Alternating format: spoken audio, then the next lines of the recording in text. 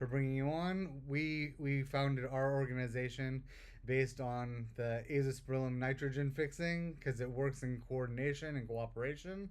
And so that's what the big takeaways that we want to talk about today is talking about how plants coordinate work in biology for nitrogen fixing bacteria, azospirillum. And we here are the Azos Finance. So that's one of the other key reasons for bringing you on. We founded our organization based on the azospirillum nitrogen fixing because it works in coordination and cooperation. And so that's what the big takeaways that we want to talk about today is talking about how plants coordinate and work together at the microbial level. Okay, let's go ahead. Okay.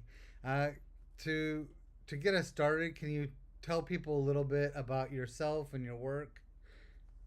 Okay, I'm Mariangela Hungria. I'm an agronomist. I have a master and PhD in soil microbiology. The interesting thing is that I'm old, okay? I have almost 50 years of agronomic engineering. I have 40 years of working at my institution that's called Embrapa. It's equivalent to the North American USDA, okay? The same things that USDA does in the United States, we do, Embrapa does in Brazil, so research, extension, technology development. And I also had the opportunity of doing postdoc in USA, at the University of Cornell and University of California, Davis. And I have dedicated my life to the study of biologicals replacing chemical fertilizers. Okay, and the interesting thing is that I have done that for 4 decades, and but starting from a time where nobody believed in biologicals, everything was just chemicals, chemicals. But interesting, I never had doubts that biologicals would work, would have a place in agriculture. And I'm really happy because today we are seeing biologicals being used more and more every day in agriculture. Excellent. Yeah. When we talk about biologicals, can you talk a little bit about the specific biological stuff that we're talking about and how that has worked to help distinguish and move away from fertilizers and chemicals? Okay, well, the main microorganisms that I have worked with is the most efficient one that are the rhizobia with legumes. Okay, so I worked first with common beans, it's Phaceolus vulgaris, dry beans. But then in 1991, I moved to the soybean center in Brazil. So I have been working with the soybean a lot. So these wonderful microorganisms, this rhizobia, of course, that you have to work, you have to select the best strains because we have to think that in nature, we do not have the demands that we have in commercial crops, okay? If you see the primitive soybean, you will not recognize. They are teeny, just a black point, okay? And today you have these grains of soybean big, and the plants are very big, and they can produce like sorry, I just know kilograms. I do not know pounds or acres. So it's like 8,000 kilograms per hectare. So this is not a natural thing. Okay, so we did breeding to have this huge production. So we have to do like breeding of microorganisms to find them, to select them so that they will be able to supply these big plants that we developed in everything that they need. So this is not just a short time of research. This is a long time research. So we did lots of things with work with this rhizobia that fix nitrogen with the soybean crop. And today we have here that the Brazilian soybean can take all the nitrogen that it needs from these microorganisms from biological nitrogen fixation. That's a huge achievement because Brazil is today the first world producer and exporter of soybean, and we just have this position because of the biologicals, because chemical fertilizers are very expensive in Brazil, and we import 85% of the fertilizers that we use. So to have an idea, just in the last crop season, if we had to add nitrogen fertilizers with the soybean, would have cost us $26 billion. So we would not be soybean producers. So, but what's important about this, because like when I started 40 years ago, nobody believed that microbes, biologicals, could be used in a very productive agriculture with high yield crops. And we proved that no, that's possible. We have very high yields. We have no response to nitrogen fertilizers because we worked with microorganisms to achieve high yields. So the feasibility of having high productive agriculture with biological, that was a very important proof of concept. So that was the main story with the soybean and the braid rhizobium, that's the nitrogen fixing bacteria. So do you want me to continue the story talking now about the azospirillum? Oh yeah, that'd be great. Okay, so that's the wonderful thing is that when we release something and it works, the farmers really like it. So I went a lot. I do also extension activity. I'm a researcher, but we have to do everything. Okay, we do not have many people here in Brazil. And then the farmers were so happy with the results that they were having with the soybean that then they start to come and told me, well, look, I do not grow only soybean. Here in Brazil, it's a tropical country, so we have crops all over the year, okay? We can have 2, 3 crops. So they said, well, I also grow maize, I grow wheat. What do you have for me? And I had nothing for them. But then I said, okay, I do not have anything, but I'm going to try to find something for you. And that's when I went to our cultural collection of microorganisms. I tested several microorganisms, and I found the wonderful Azospirillum brasiliense. And interesting, I found 2 strains that were very effective, both with maize and wheat. So one of these strains had this capacity of nitrogen fixation. It will never be like a legume, like a rhizobia, okay? But it has some contribution. And any contribution is important for saving money for the farmer and also for the environment, because the nitrogen is the nutrient that gives more pollution and emission of greenhouse gases. But the other interesting strain had the high capacity of synthesizing phytohormones. And then that was incredible because the roots were growing a lot, 2, 3 times more roots in the presence of this Azospirillum. And that what was the implication? Having more roots, the plant had facilitated the uptake of water and nutrients, and even taking more advantage of the chemical fertilizers, because then the nutrient use efficiency was improved up to 70%. So, because here in tropics like nitrogen, the nitrogen use efficiency of a fertilizer is maximum of 50%. We lose 50% by leaching, by emission of greenhouse gas. So with this bacteria, with more roots, we were improving even the use efficiency of the fertilizer. So but when you talk to the farmer and everything, it's like an education of the farmer, and the farmer sees the results. So the adoption of Azospirillum brasileense, like in maize, went very fast.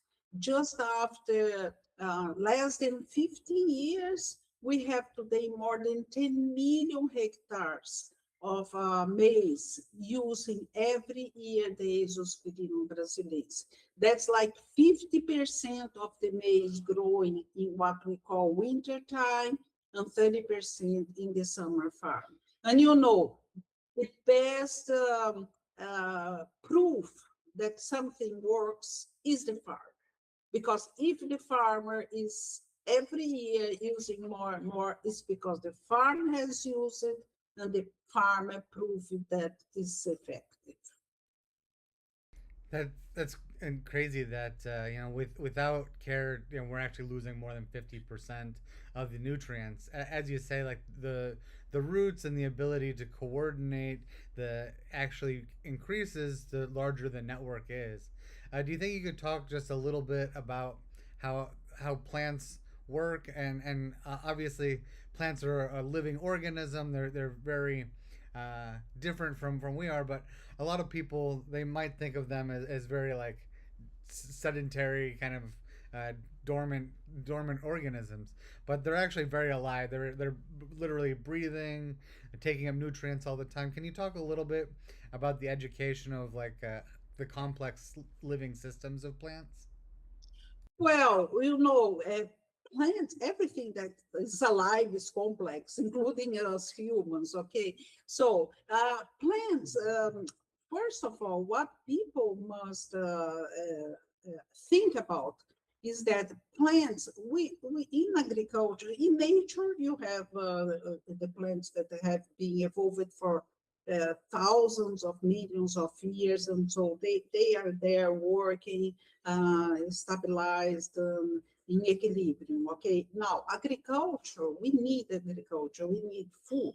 So agriculture is something that we have to work with, and we can decide what we want from agriculture. So we want to produce food, but every day I believe that society is looking for a more natural way of producing, less aggressive to the environment.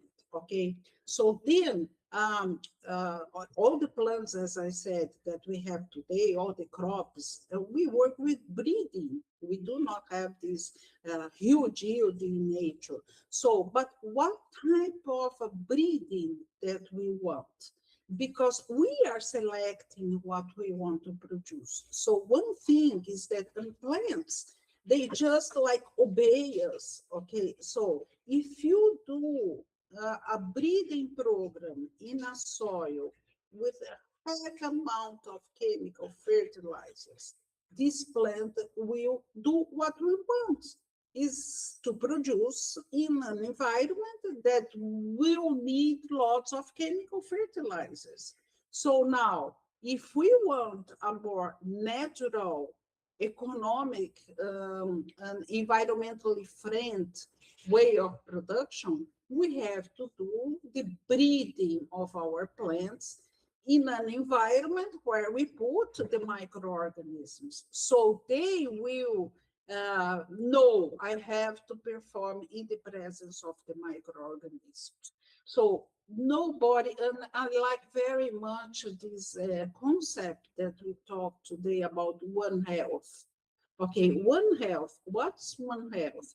A soil that where we know that the soil is going through a more healthy soil that will have healthy microorganisms that will grow plants that we have selected in the presence of a healthy soil with healthy microorganisms that will produce a lot and that will have food with less chemical residues. So this concept, when we have pastures and the system, so the animal will eat also more healthy food and will produce more healthy. So everything, this concept of One Health, I really enjoy that. And that's what I think that we have to work to achieve. The big takeaway there that I got is that if you train or breed plants and they grow up in an unhealthy environment, they crave an unhealthy environment. It takes establishing a healthy environment and finding plants that will adapt to it and learn how to use the healthy environment for them to become and want to be healthy. You know, the same is true of people. Yes, exactly. Taking as an example, in United States, fertilizers were cheap, subsidized by the government many times and everything. So all the breeding of the soybean was in the presence of fertilizers. So the maximum capacity of the soybean in the United States of fixing nitrogen today is maximum of 50%. Now, in Brazil, because of economic costs, okay, because it was very expensive, we did the breeding in the presence of microorganisms. So our soybean can achieve 100% of the nitrogen needed with the biological nitrogen fixation. Okay, so it's a matter of you have to think about. It's not just to select one microorganism or one plant. Everything is just it's like a community working: the soil, the microorganisms, the plant. And what we decide to do with this plant, with this soil, with these microorganisms. So here in the states, one of the big things that we have, especially for like maize, is people have actually genetically engineered uh, weed killers, poison insecticides into the plant. So I think it's something like 90 to 98% of the corn in the United States has got this chemical called Roundup that's genetically engineered into it. And like one of the big things that I learned about plants is the way that they share their genome is very different than how we do. A lot of it is transmitted through the air. You know, it's transmitted through ways that we normally don't see. It's not specific contact. Is Do you see this as well with the legumes and other species that you're dealing with, where the process and like the healthy living environment actually translates kind of through the air, so the plants are able to share their experiences somewhat with nitrogen fixing, or do you have to bring the same techniques to different plants and make sure that they have the same kind of environment to learn these new techniques and adaptations? Well, the thing is that we are learning things too, and many times people just don't think about the basic things that we studied far away, okay, and that are very basic. For example, Darwin, evolution.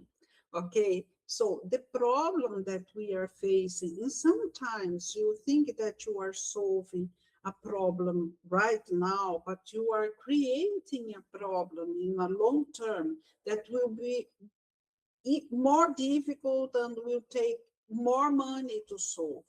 So one problem that Darwin has shown to us is that nature selects things, okay, and that, for example, by just doing the same crop, using the same herbicide or the same insecticide, you are going to create resistance in several things. Like we have terrible problems even with the soybean, with the maize of weeds with tolerance to the herbicides that you cannot control anymore, and it's so expensive to eliminate them. So what's the advantage? And that happens with all the chemical molecules. Okay, and if you do if you have a transgenic plant that you just did this transgenic to be tolerant to a chemical molecule, you are going to select tolerance, resistance to weeds and everything in the same way. So what's the advantage of going through a more biological way? And we have shown that biological ways can be as productive as the chemical ways, okay? But then we do not know, all the evidences are that you do not get resistant to a biological, okay? Biologicals are more natural. So with time, you have more production, more stable production. Okay, so okay, it can take some time. Okay, so the farmers will have, like, if you do biological management of pests and diseases, where you apply the biological just when we have a certain percentage of diseases and so on, takes more time for the farmer to go there to verify if he has some diseases or some insect, and just then apply the biological and so on. Yes, but what do the farm does the farmer want? He wants a more stability in their production, okay? Because it's awful if they produce a lot one year and they do not produce anything in the other year. So I believe that some new methodologies, some new techniques that we have can be very, very useful. Like now the genome editing. It's fantastic because then you do not have to do transgenic. You can correct a mistake. Even for us humans, we can cure diseases because we can do this correction of the DNA. So we can advance in science. Okay, but we have to know how we want this, because like if it's genome editing to be tolerant to a chemical molecule, will be the same as the transgenic. So it's everything to think in a long term. Okay, we have to work, but we have to work in solutions that will be solutions in a long time. Produce food, but we have to produce food always in a more stable way. And for that, as much biologicals we can introduce in our agriculture system, we will be able to produce in a more stable and in a long term. One of the things that you brought up is like crop rotation. Basically, if you try and breed the same crop in the same area over and over again, it'll absorb most of the nutrients that it needs and leave the soil really uh, not the same, so that it can't grow the same every year. Um, and do you find that other plants actually use and absorb different minerals in the soil and help with the organic material in the soil? But so by rotating them, they're actually building a better system rather than just kind of absorbing everything that's presently there. Yes, science, we are plenty of evidences that diversity improves everything. Okay, so I'm just going to tell one experience that we had here in Brazil. Like the farmers, they, as I said here, we can crop all over the year. And then we had this crop rotation, and we also have some wonderful green manure plants, okay? Some of them that improve soil physical properties, the other ones improve the uptake of like nitrogen from the air. The other ones, they have deep roots that can recycle the nutrients that were deeper in the soil. So we have many very interesting and important green manure. But then the farmer was like, and that would mean to crop like 3 months a year, okay, between productive crops, because these you do not sell these, okay. And then the farmers were very no, but then we can grow something to sell in this period. I do not want to do that. That's a waste of money and time. Okay, so we did some experiments. You do not have to do that every year, but like once every 2 years. So by doing, you have to show to the farmer, okay? The farmer, when he sees some positive results, then he believes. So we did long-term experiments, and then we were able to prove to the farmer that by doing this, once again, he was going to have a more stable production.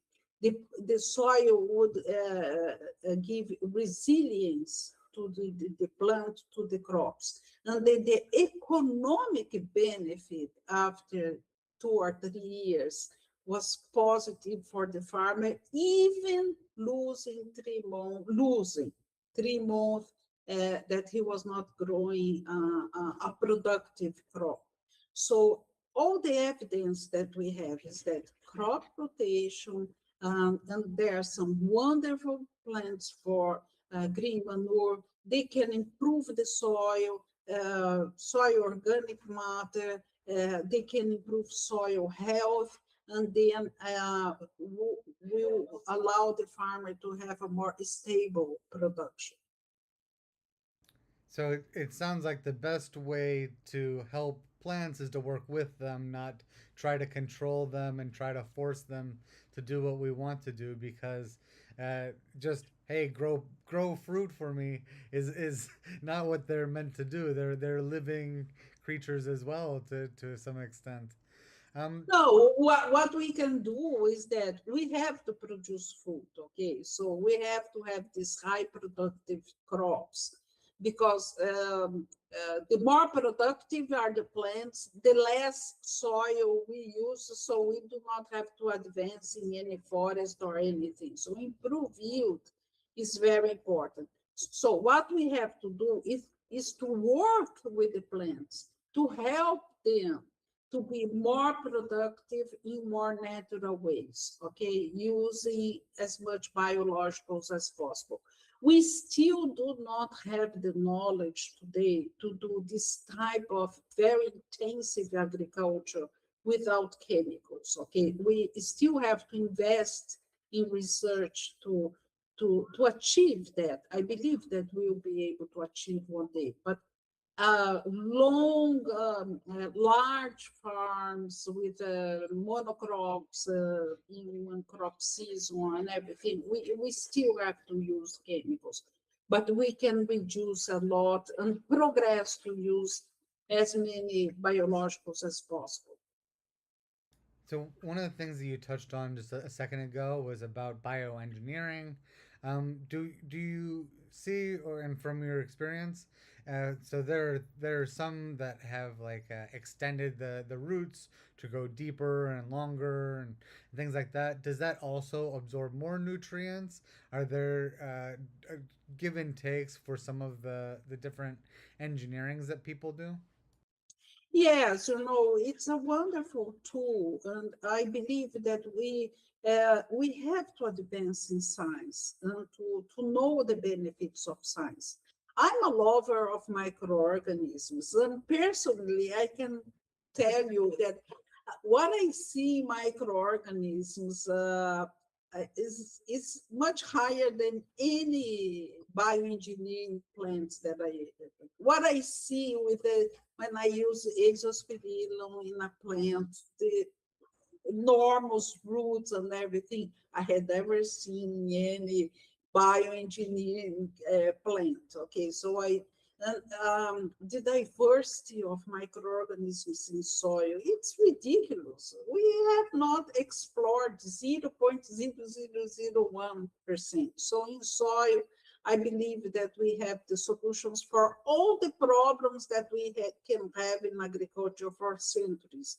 So I really love to explore natural biodiversity to solve the problems. Okay, But we have to do everything. So we have also to learn and to test this bioengineering of plants to see what we can get with that. Okay, so we have to explore all possibilities and then decide what will be the way that we want to follow as a society. Just to unpack what we're talking about with microbials and the ribosomal DNA and activity below the soil, do you think that you could explain that in a simple term, uh, as we're talking about nitrogen fixing bacteria and other things? Like how do microbes work with plants? And kind of what are microbes for someone that might not be scientifically in the know yet.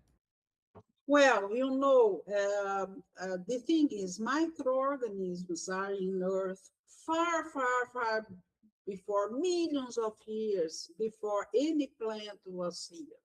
What happened? What happened is that when the plants appeared, microorganisms started uh, to look at this new organism, these plants, and they approached the plants and they started like to talk and to make like a conversation with these plants in different degrees. Okay, so they started to be like friends of the plants, but in different degrees. Okay, or some of the microbes, they were really like, we are best friends, like the rhizobia nitrogen fixing with the legumes. Some other microorganisms is like, okay, I'm a friend, but not your best friends, but we can contribute to each other because this interaction of plant with microorganisms, both microorganisms and plants, they get benefits. Okay, like the nitrogen fixing, they say, okay, I'll give you some nitrogen, but you give me some carbon from your photosynthesis. Okay, the ones of phosphorus say, okay, I will help you to solubilize and to increase the uptake of phosphorus, but you also give me some exudates that will be good to the metabolism. That's the important thing. All the interactions between plants and microorganisms uh, come from evolutions of millions of years since the plants appeared. So what we have to do is to recognize these interactions and to take advantage of these interactions and to take benefit for what we need, that's to produce food. Okay, so that's what we have to do in research to take, and because this interaction of plant and microorganisms evolved for so long, they are much more effective than the chemicals. Look, when you have a nitrogen fixing bacteria associating with a legume or even with a grass in a less restricted association, all the nitrogen fixed by the, like, let's say the rhizobia with the soybean, with the dry bean, all the nitrogen that's fixed, 100% is taken by the plants and gives advantage to the plant because it was a natural process of evolution of millions of years. Now, when we put the chemical, like I said, the nitrogen fertilizer, the plant can take advantage of a maximum of 50%, the other 100%. So this biological process, we have to explore them because they are much more effective than any chemical. So by basically creating symbiotic or circular events, we find microbes that need the outputs of the plants, just as the plants produce the inputs that the microbes need. So they form a relationship where one is creating what the other needs, and they help each other that way to grow, to produce a more natural partnership. Exactly this. one of the things when I was researching azospirillum is that especially plants, they originally started in a very like anoxide environment where the planet had no oxygen. So that's one of the reasons that they were breathing CO2 and emitting the oxygen is because there was no pure oxygen to breathe. So the oxygen that we breathe today is actually a waste product of the plants. We're a perfect example of a symbiotic relationship with the plants. Can you talk a little bit about just how things evolve and learn to form these systems? Well, like let's take as an example the nitrogen fixation process. The atmosphere was plenty of in two billions of years ago, but this in two such as today, these two atoms of nitrogen are very, very bounded. It's difficult to break. So some many bacteria, they then evolved to have this enzyme nitrogenase that can break this nitrogen and take advantage and use for their metabolism. That's how nitrogen fixation evolved. There was no plant at that time. At that time was taking the nitrogen for the their own survival. But as you said, the environment did not have oxygen, so they evolved this enzyme that will work in an environment without oxygen. Uh, Very interesting, when the oxygen then started to appear here in our atmosphere, they had to evolve mechanisms to protect this enzyme that was created in an environment that did not have oxygen. So they all evolved to have a protection of this nitrogenase. And then, of course, the plants appeared. They started to associate with the plants and to do the exchange of nitrogen with carbon. So everything, it's a long process of evolution to maximize not only the survival of the bacteria, but also the survival of the plant. That's why it's so effective in providing what the plant needs. Okay, so that's why, like the nitrogen, 100% is used by the plant, nothing is lost because it's a long time evolution to maximize everything for both partners. The other big advantage is you don't need to import as many things. You build a better system that can work locally, natively, and hopefully grow with, especially like the global conflicts that we have right now. It's put an extreme strain on fertilizers. So it really is about building better local environments so that things don't need these external stimulus. Yes, and that's what I really like. I do not believe in universal microorganisms. So even industries of biologicals that come, oh, I have a wonderful solution that works all over the world. No, bullshit, does not work. Okay, local solutions are the best ones. And I want to cite one example, like tropical agriculture. Okay, Brazil today has the leadership in tropical agriculture. We developed this tropical agriculture that's completely different from temperate or subtropical agriculture. Then the solutions that we find here in Brazil, we can really apply like in Africa, in many countries of Africa, and to speed that improvement in agriculture. And for the soybean, we have selected here, we have four wonderful bacteria strains that are very effective in fixing nitrogen with the soybean. So I went with this strain with a PhD student in Mozambique. We did soybean field experiments, and they worked very well there. So we were quite happy because at least from tropical to tropical worked there. But at the same time, we went there and we selected the strains from Mozambique. And we select the strains that were better in the soils of Mozambique for the genotypes of soybean used in Mozambique. And these strains, they outperformed the Brazilian strains. Why? Because local microorganisms are always better than imported microorganisms from different environments. So what's the beauty? Because then you use local diversity, we can do national industries to produce them. You reduce the need of importation of molecules. And so you also develop local industries to produce these biologicals.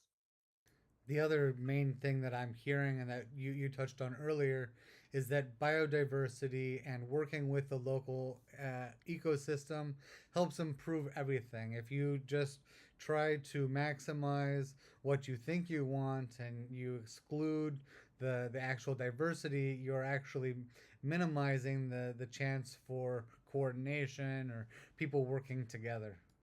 Exactly, exactly. We have to explore. We have many solutions in biodiversity. We have explored, as I comment before, maybe 0.0001%. Even the Amazon, everybody says, oh, bioeconomy, Amazon, very rich. Jose knows that too, because Venezuela is also, we have Brazil, Venezuela, other countries with Amazon. But we have nothing. We know nothing. We have the bioeconomy. It's silly. We have much to be researched and found. And I'm sure that we have wonderful solutions in the biodiversity of all ecosystems. But in our Amazon, no, Jose, we have to. We sure have many solutions for humanity. Yeah, something that pops up to my head. I have been taking some notes that I feel they are analogy between these biological systems and this like regenerative finance, like more of a social systems that are reimagining finance, thinking on long term. But something that came to my head when we talk about mega diversity, which is the topic for talking about the Amazon region. We have a friend. He is director of an aquarium in Amazonas state, and he had a research on a tiny creek. He found 106 animals. 103 of them are new species. Yeah. That gave me so much perspective about megadiversity is not something that we will be able to have it all and or understand it all, but it actually seems like the learning curve of biological beings is to go towards that mega diversity is like the Yeah. autopoietic desire of the cell. Mhm. Uh, Exactly.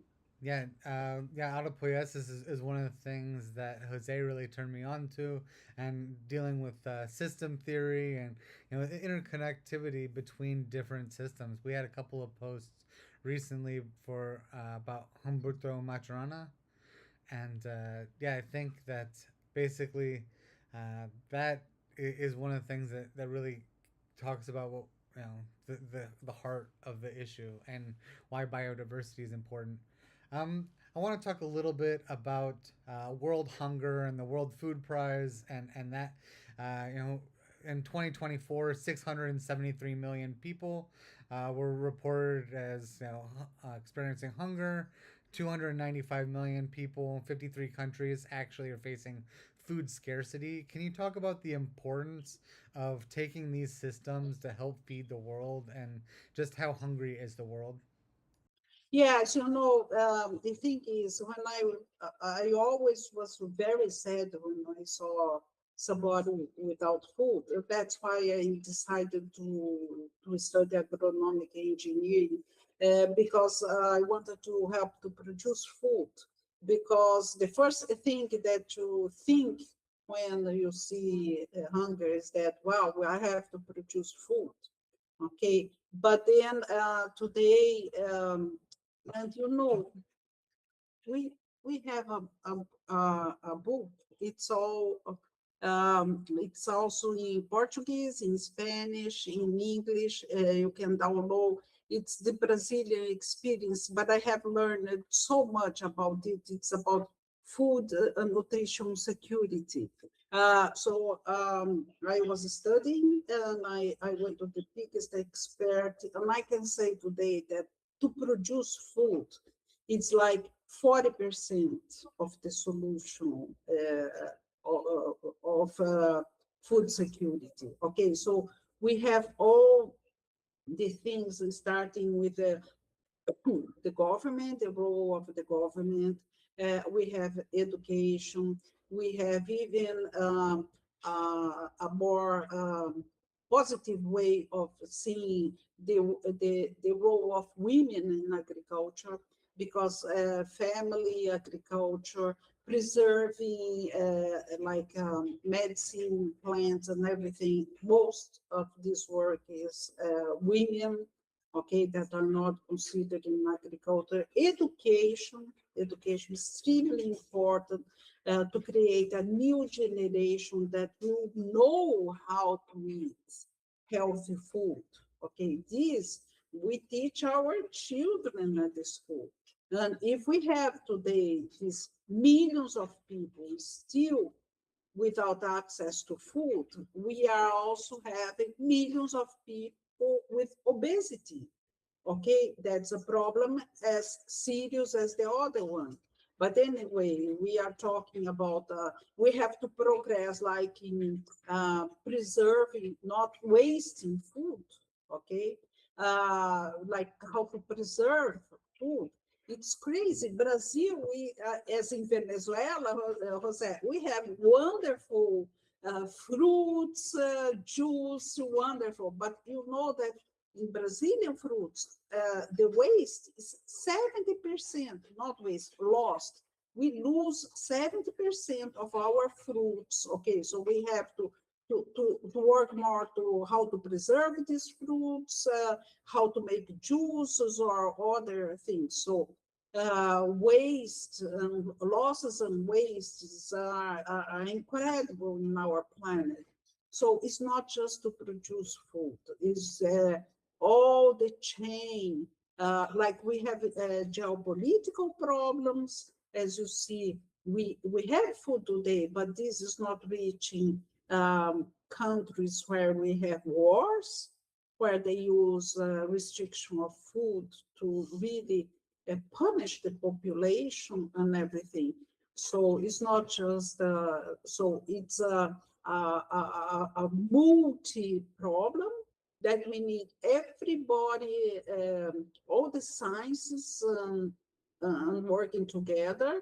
And it's not just a problem of the government, it's a problem that has to be solved by the government, the private sector, and the third sector. Okay, because just the third sector has really a wonderful importance, and in many places they make the difference to so that the population will have access to the food.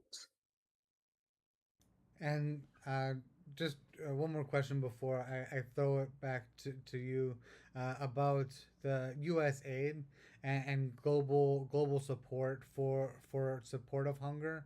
Have you seen uh, firsthand or experienced the pullback from U.S. aid in the food supply and how that's impacted people today? Yes, yes. USA always had a very important role in helping many initiatives of helping the world to solve hunger. So this lack of support, not giving money to the agents and everything, has made a profound impact. Okay, in a long term, it will be even worse because the effects we'll see in a long term. So it's really very sad that the government is not supporting important people, because people are dying because of that. So these values of humanity, things that we know that many times the world has giving value to things like humanity, the richest ones help to the poorest ones and everything. It's like we are breaking all these things in these days. It's very sad. So we have to think about humanity, because these are values that are the real and important values of our society. So I hope that things will change and the United States will go back and give the support to many uh, incredible agencies like the ones that help to distribute food healthy for those that cannot afford that. Yeah, we talked a lot about how plants need to work together, but people also need to work Yeah, together. yeah. Humanity defined by Humberto Maturana is defined as a coordination of coordinations. And in order to coordinate, it's not to coordinate on intelligence because all of us are intelligent, defined by him. So what we have to coordinate is about our desires, our needs, our goals, and our fears, and also the national myth and the family myth that we tell to ourselves. And I want to take this last moment to thank you so much. It's great to have you, Dr. Hungria. Could you tell people a little bit about where they could reach out to you or follow you or learn more after this? Well, I have Instagram, I have a research gate, and so on. I'm not very active because I have to do so many things. I always like, I'm going to improve in the media, but I'm not. So things like this one are very important. Why? Because a key thing today is communication. Okay, so I just tease sometimes. They say, "Wow, if I was a minister of science technology, to whom I was going to give money?" Everybody says to the microbiology. I say no, to the communication, because I think that communication is everything, and we have to learn. We have to really learn how to communicate, because I still cannot understand like a reliable channel like this one where you talk and you have robust information to give based on science. Sometimes like you have 5,000 views, and then you have somebody that says some terrible thing that does not work at all, like vaccines do not work, we cannot help humanity, and so on. And these people, they have like a million views. Okay, so communication to really support correct communication. So it's not, I have to thank you for this opportunity of talking today. And really, I hope that we can convince farms that biologicals are feasible, because Brazil is the first producer of soybean. It's now higher than US, and we use much more biologicals than US. So just try that. And for the humanity too, the importance of having food with less chemical residues. So thank you. Yeah, thank you so much for joining us. Take care. Yeah, appreciate your Bye. time. Bye bye. Bye Okay, bye. bye bye. Chao, gracias por Bye. venir. Ciao, gracias. Adiós. That was something.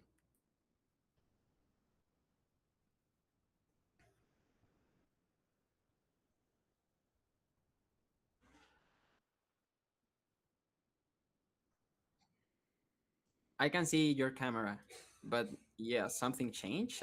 I cannot perceive it. We we stopped the recording. Okay, I have maybe some thoughts to share while we are still recording, just to have it there. I grabbed a couple of the things that she said that I thought it was an abstraction of education to the farmer, basically. And it was great because she was speaking biology, but I was listening finance. And roots enhances water absorptions, more roots, more absorption. Even for humans here at DeFi Roots, we are also aligned to the education of the farmer. And then she talked about one health, healthy soil, healthy microorganisms produces healthy food, less chemical residues. And she's talking about a change in the industry. And I see the same coming from music. And I say healthy songs, healthy ears, healthy outcomes.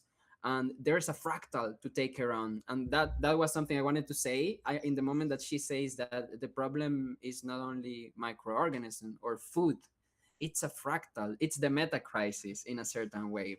I like to say the fractal that we have to take around, like the mandala, and also the communication being taken care. Even I appreciate the openness to this work and Chile with Humberto Maturana, but now Brazil, but also Penguin in the north, and here me in Venezuela. I think that it's about that happening. There's a special word, languaging, and languaging that I tell you is the process that a mother teaches a baby how to use um, how do you call it, milk bottle. When Mariangela came and you weren't here yet, we had a moment of three languages, right? We were like, choose your own battle. What do you want? And she says to me, I can speak Portuñol. It was like Portugués and Español, Portuñol. She says that to me, and I was like, oh, please, let's do that because if not, we cannot do it. And we started chatting, and it went amazing. I checked to see some videos of her. We didn't dive into her self roots, but it was just so much to be processed, and she appreciated the space for communications. I will even think on distilling this show and thinking what we didn't ask and ask her for a second session sometime in the future when she have another slot. Yeah, I think it was an amazing show today. I think one of the cool things that really came about and that she really touched on the end and that we say all the time, it's about people coming together. A lot of it is about See. communication and education. It's really hard Yeah. to actually grasp everything that we're talking about, and the people that need to know these, they need to learn it. Even plants, when you introduce them to the nitrogen fixing bacteria and things like that, if they're in a system where they're over like overabundance of nitrogen in the first place, they're not even going to get the benefit of the microbials. So it's really important that everything is kind of in balance. And I think that's one of the things that we have done Yeah. really well, especially this week, Yeah. has been all about coordination. um, Yeah. I see also ASOS got stabilized today. I saw that. It was like, oh my God, I was able to have the experience and learn from it. And you know what? She says something important. The farmer wants stability. She says that. Not an infinite or a finite garden, but a sustainable one. That's what I understood. Diversity improves everything, whether in nature system or human ones. And once the farmer sees results, he believes. She say that work with the plants to improve yield without having to use more natural forest. And there was something that I understood. She said technology even with bacteria, and technology is about that process of preserving local technology because local technology works better. It's a fractal, but microorganisms knows that stuff too, and they work in that way. So it was beautiful. We had that perspective coming from her. um, yeah, I wanted to share a Portuguese song. I didn't make it, but it was great.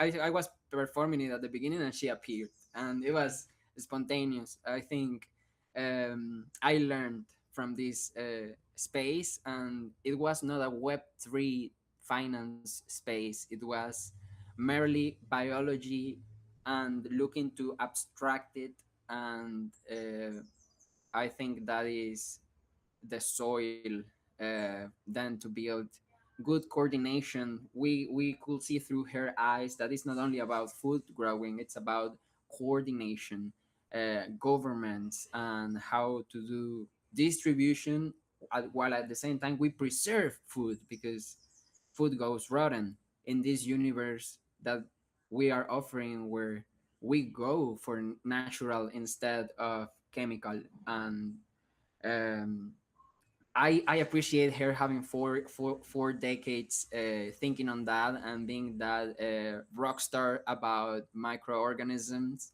Uh, because maybe for you and her that are science aligned persons, you were speaking science, but I was so touched by it that I was listening to poetry.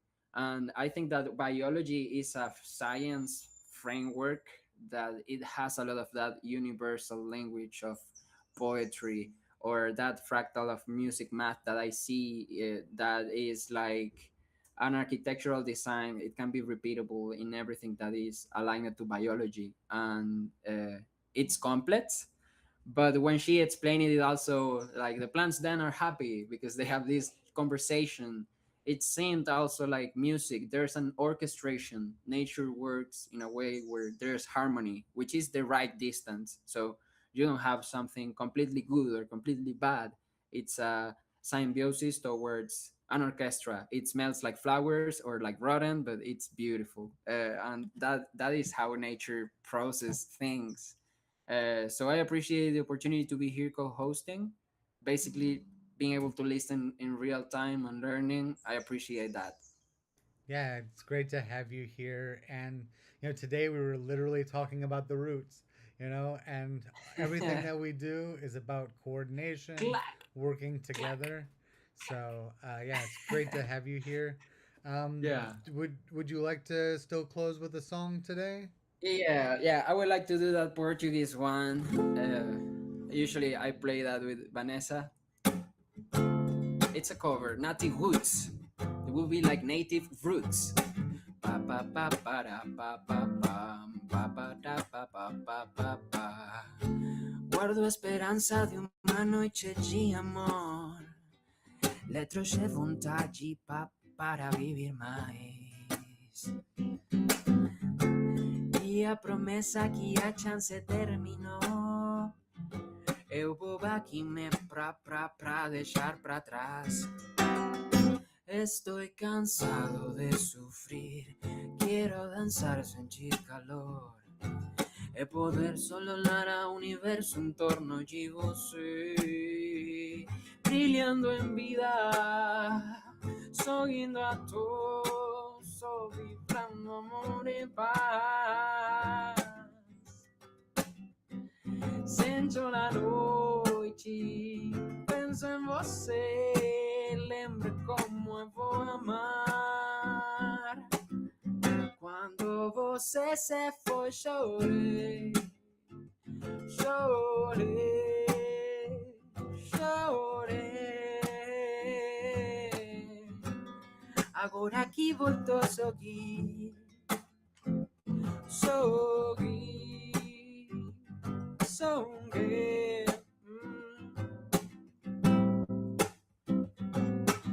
Invitación en vivo, Vanessa, para cantar y acercarse al micrófono. ¡Woo! ¡Woo! ¡Woo! Sí, hay cámara, pero puedes no aparecer si quieres. Ok. Sabes que el simple perfume de una flor puede venir y ser un gran amor para tu vida. No malgaste palabras para vivir y eludir su sueño tan grande con mentiras. No maltrates el corazón que dedicó a tu sonrisa todos sus latidos. Seré libre de sentir los sueños de una pasión. Crecerá una historia linda. Dime que me adoras. Deja tu orgullo y fe que ya llegó la hora de acercarnos y ser uno solo. No te demores, que la llama se puede apagar. Desvanezca el aire y quede en el recuerdo Estoy cansado de sufrir. Quiero danzar, sentir calor. Poder solo olhar ao universo em torno de você. Brilhando em vida. Sorrindo a todos. Só vibrando amor e paz. Veo la luna, lembro do sonho, tô só pra realizar. Sento la noite, penso em você, lembro como eu vou amar. Quando você se foi, chorei, chorei. Chorei. Agora que voltou, sorri, sorri, sorri.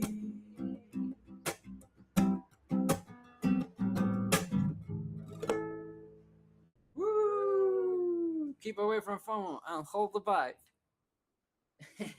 Awesome. Great job. Thanks for Vanessa singing too.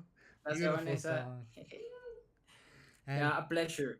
yeah, thank you, Jose. As always, great to meet with you, talk with you. And Likewise, Penguin. Thank you for the opportunity. yeah, I'll edit this and then we can play it for Thursday for the DeFi Roots.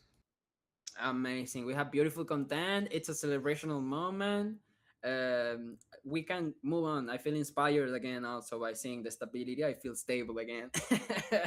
Yeah, it's great to see systems working together. I will take Yeah. care, everyone. Thank you for joining us, and we'll see you next week.